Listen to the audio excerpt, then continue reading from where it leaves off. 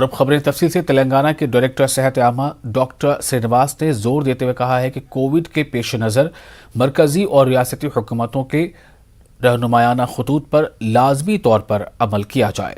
उन्होंने कहा और इस बात का दावा किया कि कोविड की वबा मुकम्मल तौर पर ख़त्म नहीं हुई है। आने वाले 3 माह मजीद चौकसी की ज़रूरत है। तेलंगाना के पड़ोसी रियासतों में कोरोना मामलों में इजाफा देखा जा रहा है। मजीद 3 महीने चौकसी की ज़रूरत है। तेलंगाना में आलमी वबा कानून में होने के बावजूद मास्क का इस्तेमाल ज़रूरी है। बसूरत दीगर 1000 रुपये जुर्माना आयद किया जाएगा। उन्होंने मजीद कहा कि रियासत में शादियों की तकारीब के पेश नज़र आवाम को चौकस रहना चाहिए। सेहत आमा के डायरेक्टर ने मजीद कहा कि सीरो सर्वे के मुताबिक तेलंगाना में कोरोना की चौथी लहर नहीं आएगी। बावजूद इसके तमाम लोगों को मास्क लगाना चाहिए और वैक्सीन लेना चाहिए।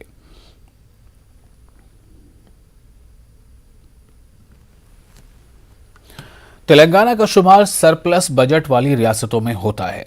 महकमे स्टैम्प्स एंड रजिस्ट्रेशन के जरिए रियासत की आमदनी में बेतहाशा इजाफा हुआ है। पिछले साल माह अप्रैल में 720 करोड़ की आमदनी हुई थी। इस बार 20 अप्रैल तक 770 करोड़ की आमदनी हुई है। महीने के अख्ताम तक 1000 करोड़ की आमदनी हो सकती है। सिर्फ 20 दिनों में ही 770 करोड़ की आमदनी हुई है।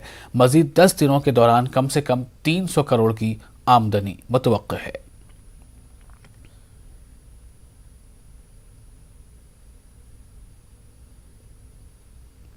तेलंगाना में बहुत जल्द बड़े पैमाने पर सरकारी महकमों में भर्तियां होने जा रही हैं, जिसके लिए एलामिया जारी होने वाले हैं। इस सिलसिले में रियासती हुकूमत ने अहम फैसला लेते हुए सरकारी मुलाजमत हासिल करने वाले ख्वाहिशमंद उम्मीदवारों के लिए फ्री कोचिंग शुरू करने का ऐलान किया है। रियासती वजीर तालीम सबिता इंदिरा रेड्डी ने बताया है कि रियासत के 6 यूनिवर्सिटियों में मुफ्त कोचिंग क्लासेस चलाए जा रहे हैं। वजीर तालीम ने बताया कि फ्री कोचिंग से मुतालिक वज़ीर आला का फैसला काबिल सताइश है।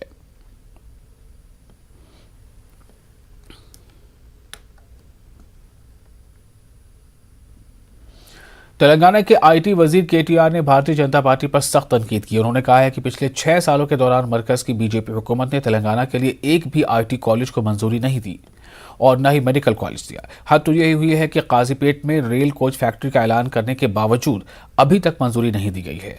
वारंगल में जलसे आम से खिताब के दौरान केटीआर ने यह बात कही। बीजेपी मनकेंदुकु आलोचन చేయాలి? తెలంగాణ తమ్ముళ్ళారా ఆలోచన చేయండి. ఏమిచ్చిండు ఈ మోడీ? ఏం చేసిండు? ఇక ఇంకో చిల్లరగాడు ఆడ మాట్లాడుకుంటూ ఏం మాట్లాడతాడు? ఇగో ఈ ఊళ్ళో ఉన్నాయని మా మోడీ ఇచ్చినాయే, మోడీ పైసలతోనే నడుస్తుంది ప్రభుత్వం, మోడీ పైసలతోనే నడుస్తాంది తెలంగాణ అని ఒక చిల్లరగాడు మాట్లాడతాడు. ఇగో వాని కూడా చెప్తున్నా లెక్క రాసుకో. రాష్ట్ర మంత్రిగా చెప్తున్నా, సాధికారంగా చెప్తున్నా, అధికారిక లెక్క చెప్తున్నా. తప్పైతే నా మంత్రి పదవి తీసి ఎడమకాలు చెప్పు లెక్క వారేస్తా అని చెప్తా ఉన్నా.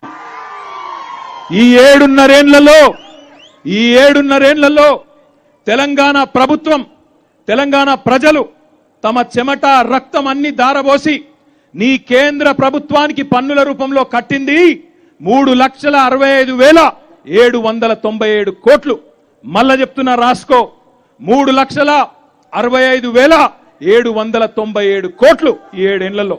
మరి మనకెన్నొచ్చినాయో ఎరికేనా? కేంద్రం నుంచి మనం 3,65,797 కోట్లు కడితే మనకొచ్చింది వెనుకకు 1,68,647. మన ఈ 2 లక్షల కోట్లు వాళ్ళకి పోయినాయి. మరి యాడికి పోయినాయి ఆ 2 లక్షల కోట్లు? యాడికి పోయినాయి అంటే వాడెవడో యోగేట, వాడు ఉత్తరప్రదేశ్లో బుల్డోజర్లు పెట్టి ఇల్లు కూలగొడతారు. ఆ బుల్డోజర్లకు పోయినాయి మన పైసలు. ఇంకో వెనుకబడ్డ బీజేపీ రాష్ట్రం యూపీ, ఎంపీ, బీహార్, ఇంకోటి గాఢ తెలంగాణ బిడ్డల చెమట రక్తం గాడున్నది. అందుకే ఇక్కడ ఉండే బేకార్ బీజేపీ నాయకులకు చెప్తా ఉన్నా, సిగ్గు తెచ్చుకోండి, జ్ఞానం తెచ్చుకోండి, చదువుకోండి అంటే వాట్సాప్ యూనివర్సిటీ ఒకటే తెలుసు వాళ్ళకు, మిగతా ఏం తెలివై. కుల్లా చెప్తున్నా, నేను చెప్పింది తప్పైతే నా మంత్రి పదవికి రాజీనామా చేస్తా. तेलंगाना कांग्रेस के वर्किंग प्रेसिडेंट जग्गा रेड्डी ने तेलंगाना हुकूमत पर इंतखाबी वादों को पूरा नहीं करने का इल्जाम लगाया। उन्होंने मुसलमानों को 12% रिजर्वेशन देने के वादे को पूरा करने का मुतालबा किया है। उन्होंने कहा कि केसीआर मुसलमानों को 12% रिजर्वेशन रोकने के लिए मरकज को जिम्मेदार करार दे रहे हैं। उन्होंने सवाल किया कि सदर जमहूरिया और नायब सदर जमहूरिया इंतखाब में बीजेपी उम्मीदवारों की तायद करने से पहले रिजर्वेशन पर मरकज से बात क्यों नहीं की गई। जग्गा रेड्डी ने रियासत में लॉ एंड ऑर्डर कंट्रोल करने में नाकाम होने का इल्जाम लगाया।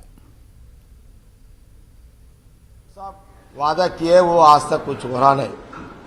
अपन मुसलमान भाइयों को जो 12% का बात दी है आज तक उसका अमल नहीं हुआ। आप कैसा वादा किए केसीआर साहब, पहले दिल्ली वालों को पूछ के वादा देना था 12%, वहाँ नहीं बात करके यहाँ अभी हुकूमत तुम ले लेके फिर अभी पूछे तो नहीं दे रहे बोल के बीजेपी के ऊपर ढकल दे रहे आप। टीआरएस एमपीस, राष्ट्रपति को उपराष्ट्रपति को बीजेपी को जो लोग ठहरे वो लोग वोट डाले ना केसीआर साहब आपके एमपीस, फिर वो टाइम पे ये 12%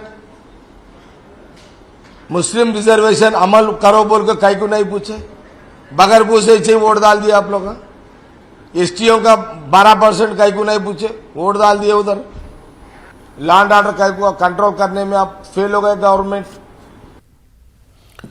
बीजेपी कारकुनों ने हैदराबाद कलेक्ट्रेट पर एहतजाज किया। एहतजाजियों ने तेलंगाना हुकूमत से बेघर अफराद को डबल बेडरूम मकानात फराहम करने की मांग की है। बीजेपी वफ्द ने जिला कलेक्टर हैदराबाद को याददाश्त पेश की। बीजेपी लीडर रामचंद्र रेड्डी ने कहा कि तेलंगाना हुकूमत ने 2 लाख बेघर खानदानों को मकान फराहम करने का वादा किया था। जीएचएमसी में सिर्फ 14,000 मकानात ही तामीर हो रहे हैं। उन्होंने डबल बेडरूम के लिए दी गई तमाम अर्जी गुजारों को मकान फराहम करने की मांग की। उन्होंने बताया कि 7 साल पहले मरकजी हुकूमत ने 20,000 करोड़ रुपए मकानात की तामीर के लिए दिए, लेकिन रियासती हुकूमत मकानात फराहम करने में नाकाम रही।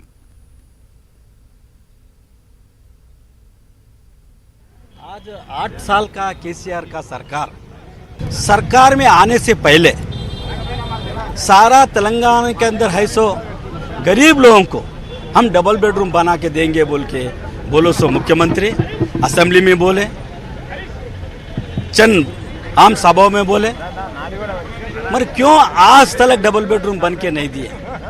आज केंद्र सरकार नरेंद्र मोदी का सरकार 1,50,000 हर एक घर को 2,20,000 घरों का पैसा 7 साल पहले केंद्र सरकार ने नरेंद्र मोदी सरकार ने इस राज्य सरकार को ट्रांसफर करे पैसे, और 12,000 करोड़ रुपए हड़कों से कम इंटरेस्ट में लोन दिया गया इस घरों के वास्ते।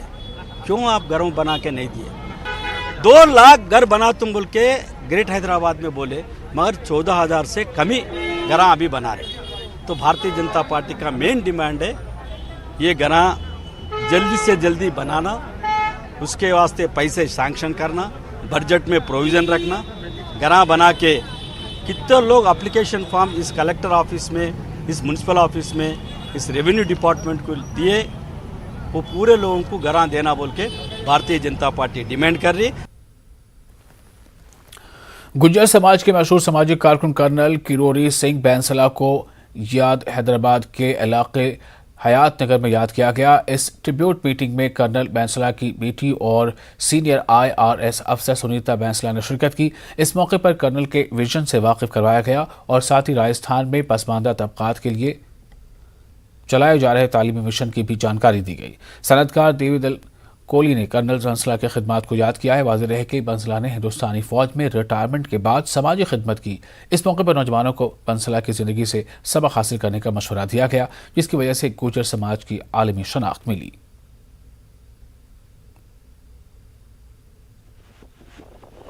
स्टूडेंट्स जो बैकवर्ड एरियाज़ में रहते हैं, जिनको ज़्यादा जानकारी नहीं है, उनके पास हम लोग जाकर के करियर काउंसलिंग और मोटिवेशनल वर्कशॉप्स करते हैं। ये काम कर्नल साहब के समय में ही शुरू कर दिया था।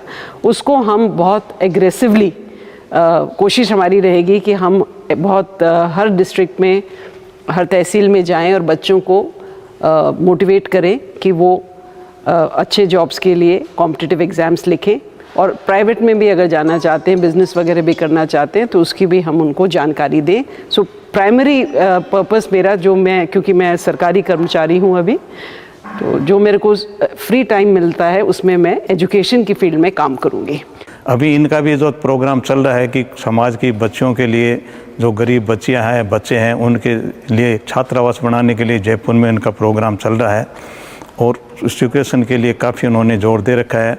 उनको हर तरह से मोटिवेट करना, किस पढ़ाई करना, कैसे करना, क्या नहीं करना, सब इनके द्वारा भी काम चल रहा है। और हमारा समाज सब एकजुट है। हैदराबाद में हम रह रहे हैं, हम अभी भी गांव से जुड़े हुए हैं और गांव के साथ में हैं। और एक छोटा सा ब्रेक के बाद खबरें आंध्र प्रदेश की।